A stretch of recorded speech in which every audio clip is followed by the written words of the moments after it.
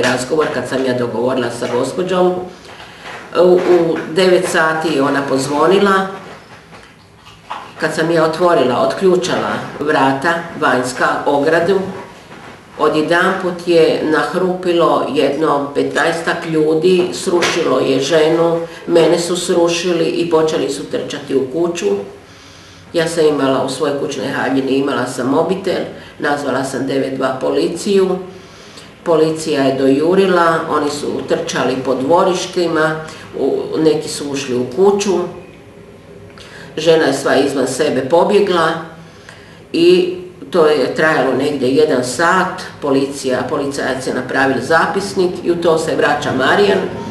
I šta se događalo, kažem ja, kad si ti otišao, došlo je tu jedno 15-ak ljudi, ne? I kasnije sam doznala da su se ti ljudi skupljali u Hondi, jeli su i pili koliko su god htjeli i kad se Marijan maknuo iz kuće, kad ga nije bilo, onda su oni dolazili meni pretiti. Nekoliko puta sam otišla sa Marijanom u Zagorska sela gdje je on kupio jednu malu vikendicu za 40.000 maraka. Još sam mu ja pomogla jer je prodao jedan stančić od svoje mame pokojne koji je bil nacionaliziran. Nutra u kući u stanu nije imao ništa, imao neki stari krevet i stare šerpe. Kad smo se vratili iz Zagorskih sela, pred mojom kućom je bilo jedno 10-ak automobila i on je htio stati i rekao sigurno to su ovi koji ti prete. Ja sam izašla iz apca van. I čovjek koji je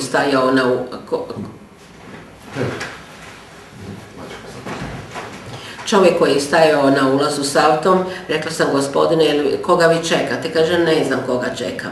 Kažem, jel vi znate ko stanuje u ovoj kući? Kaže ne znam ni to, samo je nama javljeno da dođemo tu i da nas ima što više pred kućom. Ne.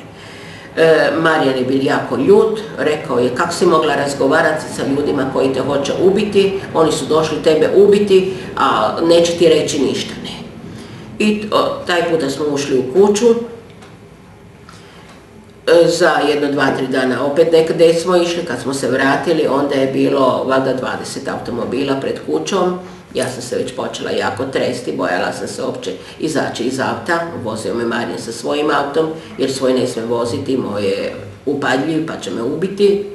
Onda me, kako se strašno bojao za moj život, rekao je da nije sigurno da sam u Bosanskoj i da maknem sina iz Bosanske, koji je sin već imao svoj stan pa je dolazio i da jedno vrijeme sam stanovala s njim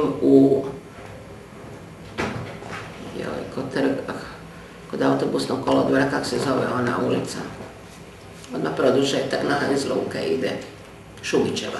U Šubićevoj 7, u nekom područskom malom stančiću od cirka valjda 30 kvadrata, tam je on stanovao, valjda se skrivalo od nekoga i svaki dan je odlazil u Bosansku nahraniti moje mace, nahraniti pesa, uzeti nešto od stvari i donijeti.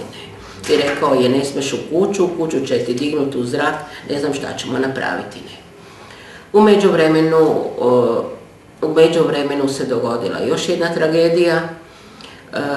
U moj ured dolaze šiptari iz Kutine, neki Gojani, dovodi ih jedan zlatar, John Johnny i još jedan, ne znam kako se zove, zajedno sa Jagodom, da ona njima sređuje, da je ova kavana Medulić na natječaju ubrzo i oni su strašno zainteresirani, da su oni spremni platiti taj iznos koji uopće nema problema, da radilo se od 500 i nešto kvadrata, to je prekrasni prostor i oni će unutra napraviti nekoliko zlatarni. I opet mislila sam, ajde, obećali su mi da će mi dati veliki honorar. Nisam se polakomila, ali budući da sam već skoro sav novac što sam imala, sav sam podijelila ovim ljudima koji su dali, koji su bili prevareni, dali su grad. Mislila sam, ajde, makar će proći ta kazališna kavana, pa ću ja dobiti tu 50-60 tisuća maraka, da jednostavno još riješim neke koji su mi bili sporni i da ih onda kasnije tužim grad za novac koji je predan gradu. Kazališna Kavana Medulić je bila procijenjena na 1.000.000 maraka i trebala je biti natječaj, ali onda bi se jako puno ljudi javilo, onda je mimo natječaja, uglavnom se javilo 17